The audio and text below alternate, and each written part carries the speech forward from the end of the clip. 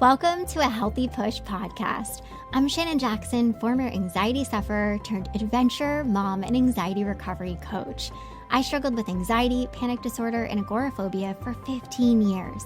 And now I help people to push past the stuff that I used to struggle with. Each week, I'll be sharing real and honest conversations along with actionable and practical steps that you can take to help you push past your anxious thoughts, the symptoms, panic, and fears. Welcome. You're right where you're meant to be.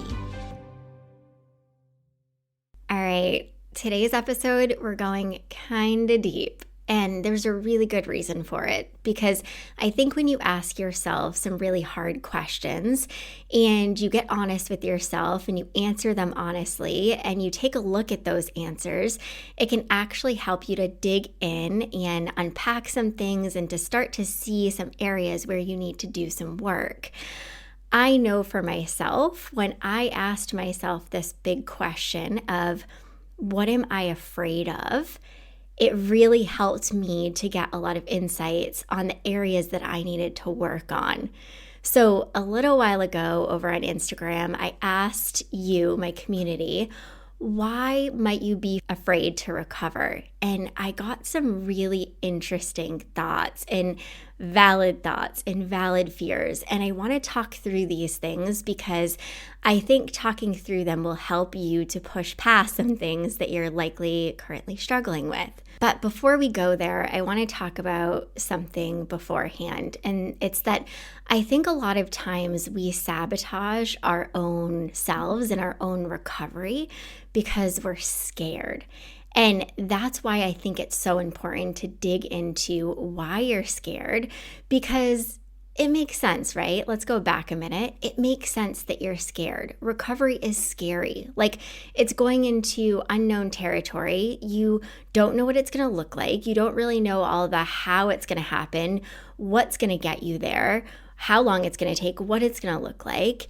And taking yourself into these places, right, causes you often to feel more. And you probably have a lot of thoughts, right? Things like, what is my life going to look like? Like, what am I going to have to do or continue to do in order to get there?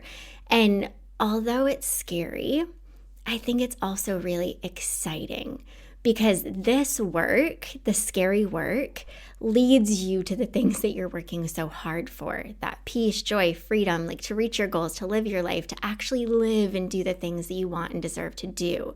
So I think it's important to acknowledge you might be scared, but you also might be excited. And I think when you allow yourself to get a little excited about the work, it starts to bring in a lighter approach to things. And I'm sure you could use a little bit lighter, right?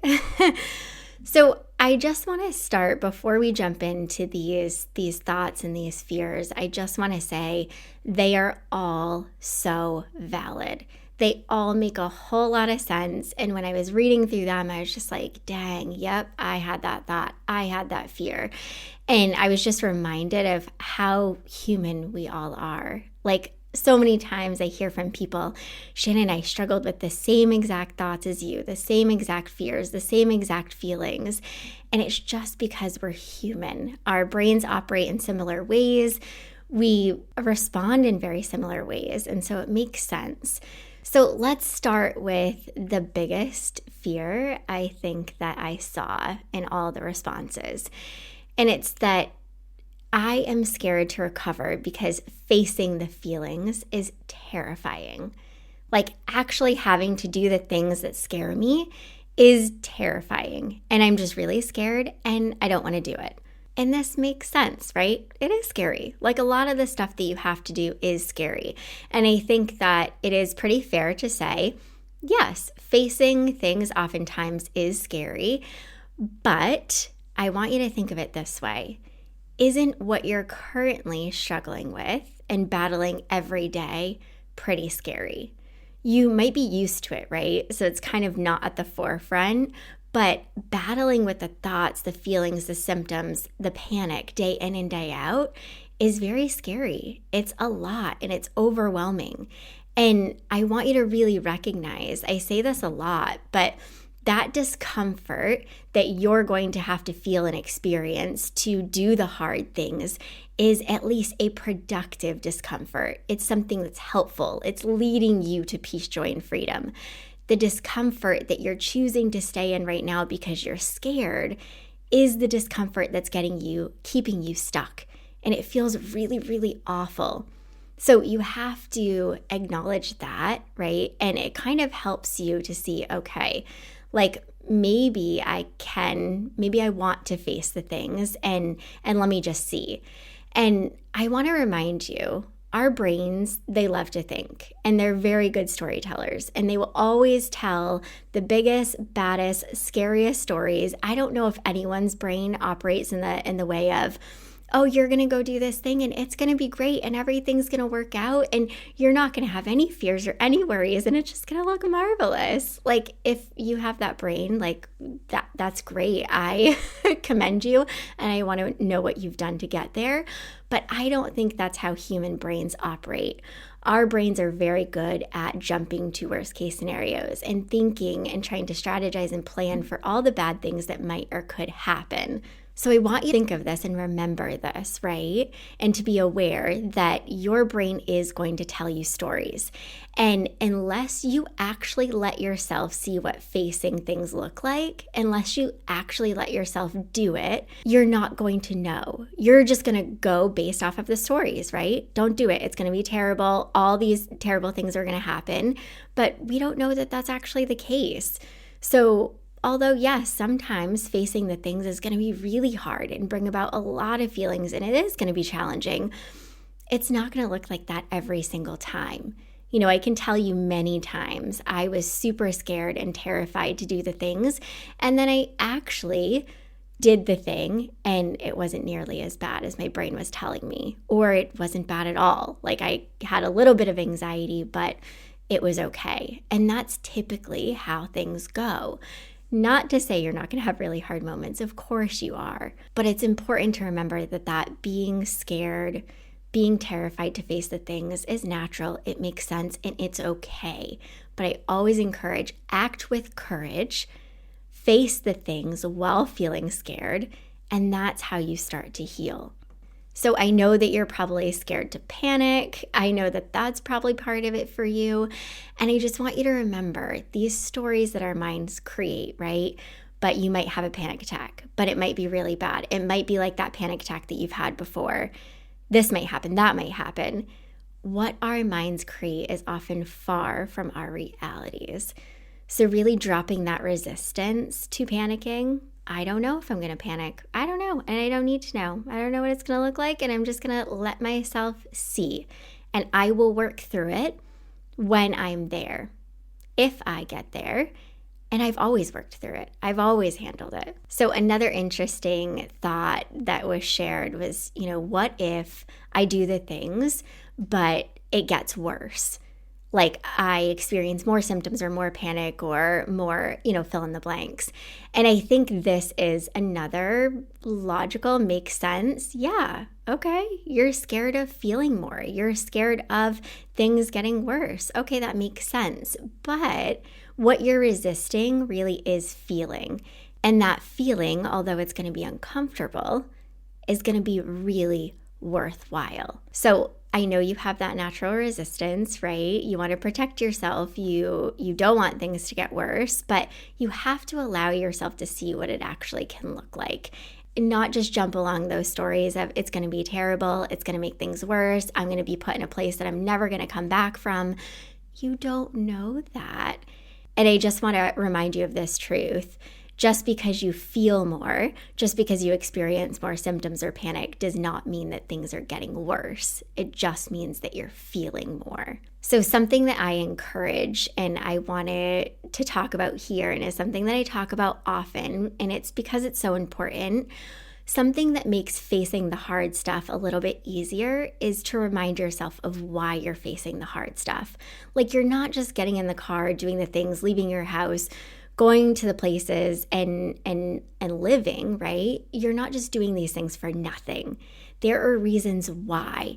And you have to really dig in and answer why. Why am I working so hard to recover? Is it to be able to travel? Is it to be able to have a family someday? Is it to be able to bring my kids to school every day with ease? Is it to be able to go on that road trip that I've been wanting to go on?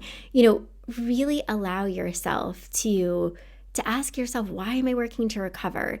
And use that as a motivator to do the hard stuff. And I do want to put a little disclaimer in, right? Your why can help to motivate you, but motivation really comes from action.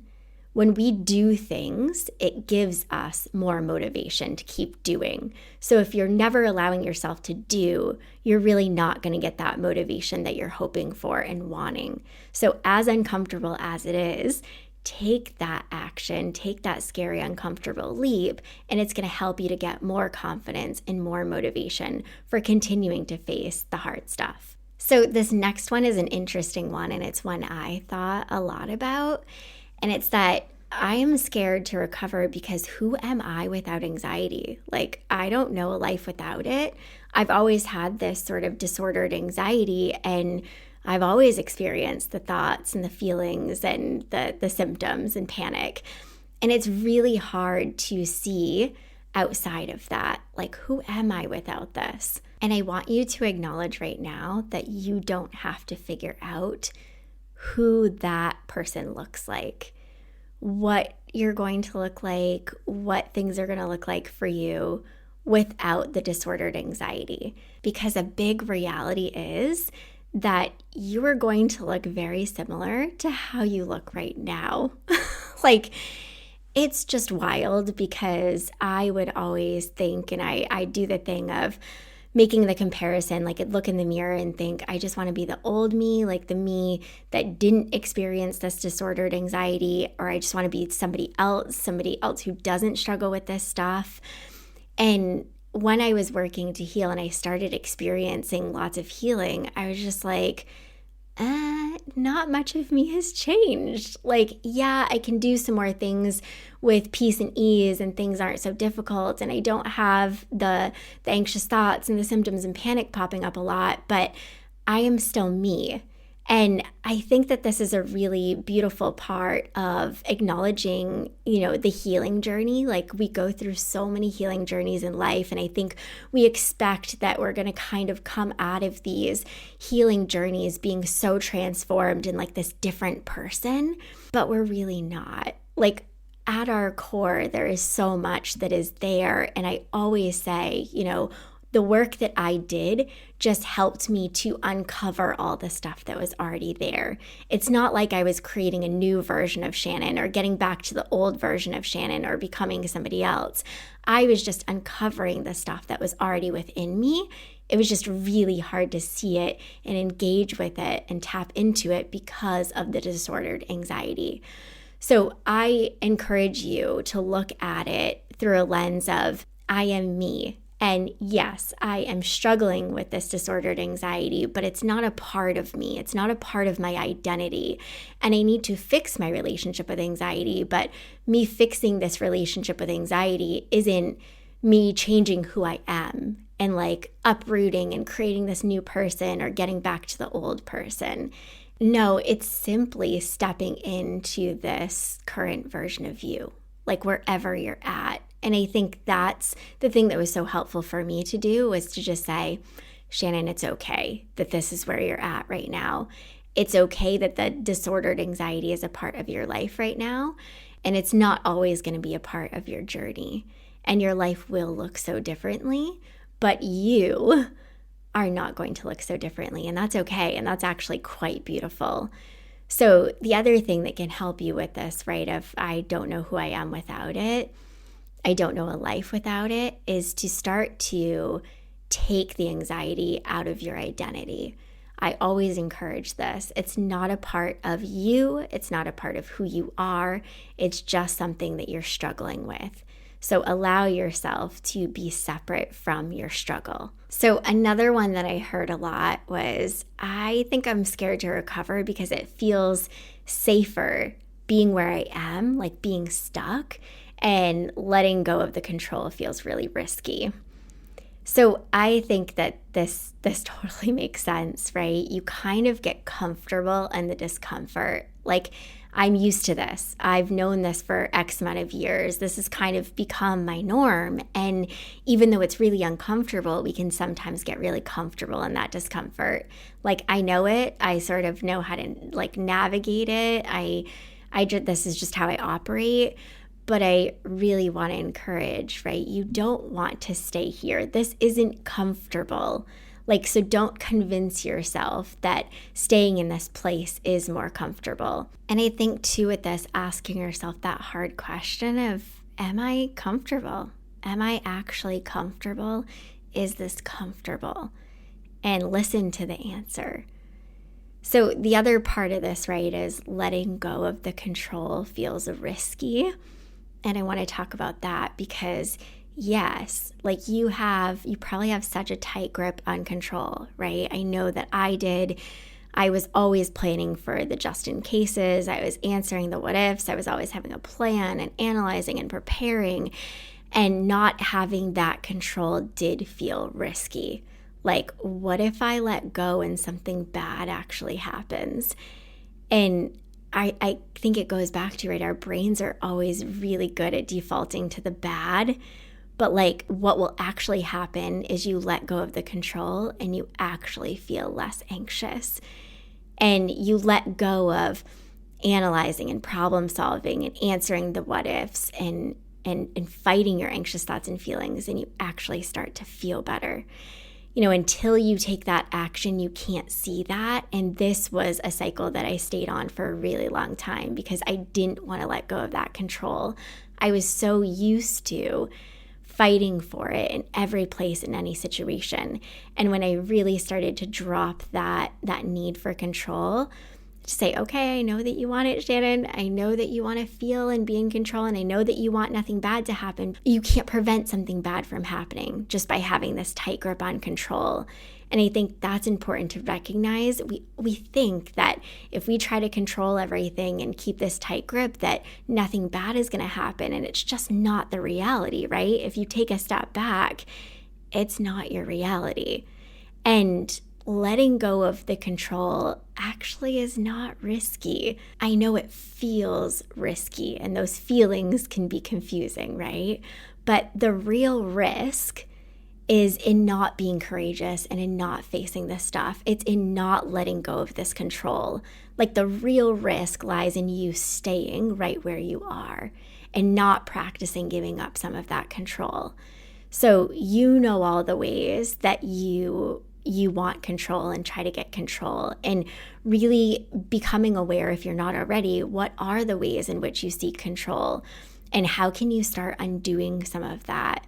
I always say, right, being aware and starting to bring awareness to your actions and behaviors then helps you to start to see what you need to do to undo some of that. So the next one, I am scared to recover because I'm scared to fall back even harder. I'm scared to start all over. I'm scared to lose all of the hard work. And this is another one. It makes so much sense, and it's fear, and it makes sense that you're scared of this. I remember feeling scared, but when I actually started to heal and when I actually started to experience more peace and joy and freedom, this was no longer a fear. It sort of just fell by the wayside because I was really focused on doing the work and just keeping myself in this healthy space. So with this thought or fear, if this is something that you're struggling with, I want you to just acknowledge it as a fear. Call it out for what it is. It's okay. But tell yourself, nope, I'm going to continue to take the small steps every day. I'm going to continue to do the work. I'm going to allow myself to see all the opportunities that lie ahead that I can't see yet. Like, I'm going to let the good stuff be here. And I can be afraid, but I'm just going to stay focused on the work I'm doing right now. Okay, and the last one, I'm scared to recover because people will expect things from me now. Like, I won't have a reason to say no anymore, and I'll actually have to go to the places and do the things, and I'm going to have more responsibility.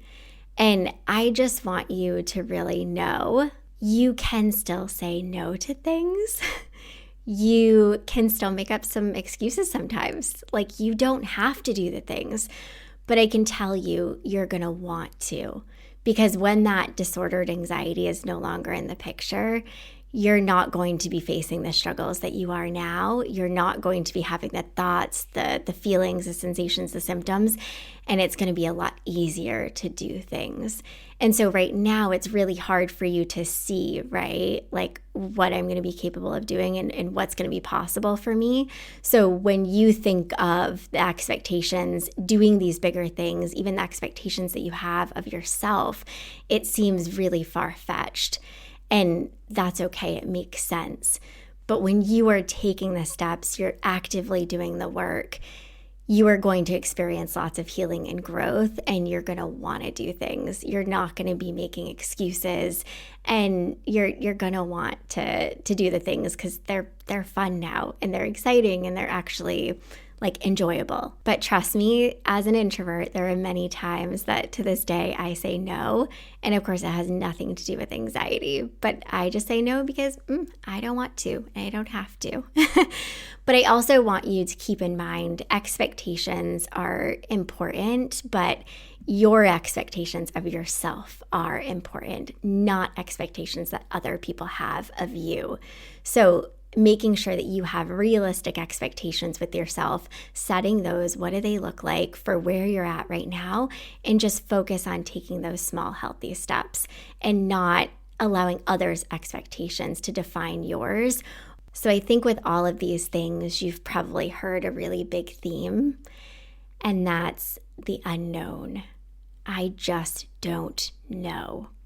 I don't know if I'm going to recover. I don't know what it's going to look like. I'm scared. I'm afraid to recover because I don't know what my life's going to look like. I am scared to feel differently, to be differently, all of these things. The unknown is scary. That's a fact. But in the unknown is also so much possibility, like so much goodness. It's not all bad, I promise. There's lots and lots of good, and this happens in your life now. It's just really hard to see it when you're really attached to the bad things, the outcomes that aren't so good. And I want to leave you with this thought. I want you to really think of a time that you really, really didn't want to do something because you were really scared, or you were really anxious, really fearful, but you ended up doing it, and it was one of the most amazing experiences. You felt good, you had fun, and you were like, dang, that was amazing.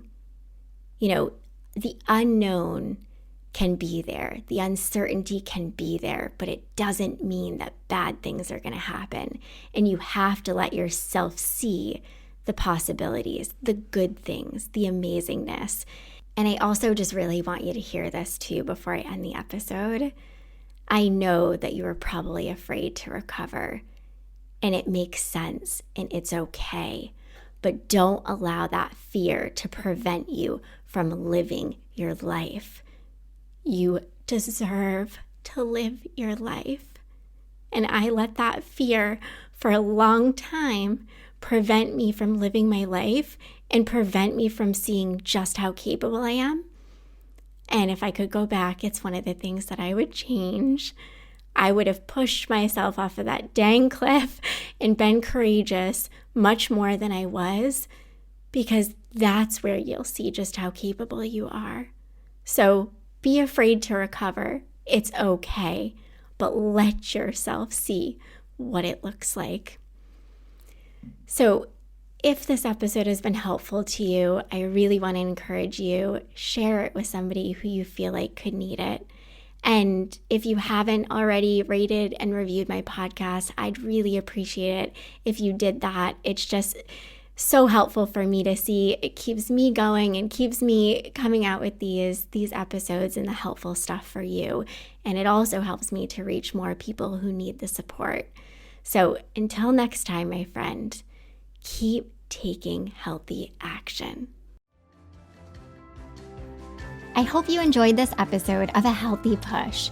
If you want more, head on over to ahealthypush.com for the show notes and lots more tips, tools, and inspiration that will support your recovery. And if you're hoping for me to cover a certain topic, be sure to join my Instagram community at A Healthy Push and let me know in the comments what you want to hear next.